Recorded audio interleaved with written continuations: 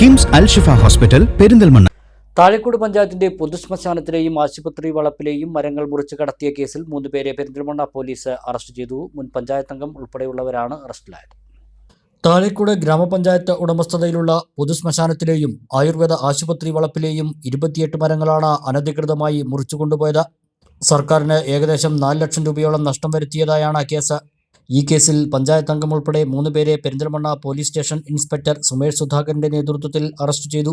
താഴേക്കോട് ഗ്രാമപഞ്ചായത്ത് അംഗം പിലാക്കൽ വീട്ടിൽ മൊയ്തുപ്പ, താഴേക്കോട് പൊന്നേത്ത് വീട്ടിൽ സലീം, കരളി വീട്ടിൽ ഇബ്രാഹിം എന്നിവരാണ് അറസ്റ്റിലായത്. പ്രതികൾക്കെതിരെ പെരിന്തൽമണ്ണ പോലീസ് സ്റ്റേഷൻ കുറ്റനിയമ നടപടി സ്വീകരിച്ചു വരികയാണ്. പൊതുജനങ്ങൾക്കും കെട്ടിടങ്ങൾക്കും ഭീഷണിയായ മരങ്ങളുടെ കൊമ്പുകൾ മാത്രം മുറിച്ചുമാറ്റാനായിരുന്നു പഞ്ചായത്ത് തീരുമാനിച്ചിരുന്നത്. ഇതിന് അനുമതി നൽകിയിരുന്നു. എന്നാൽ തടിയോടുകൂടി മരം മുറിച്ചു കടത്തിയെന്ന് അന്വേഷണത്തിൽ കണ്ടെത്തി.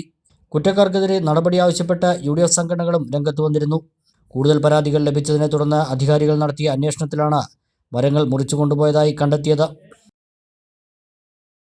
ചമഞ്ഞൊരുങ്ങാം ചമയത്തിനൊപ്പം. ചമയം ടെക്സ്റ്റൈൽസ്, പെരിന്തൽമണ്ണ, മഞ്ചേരി.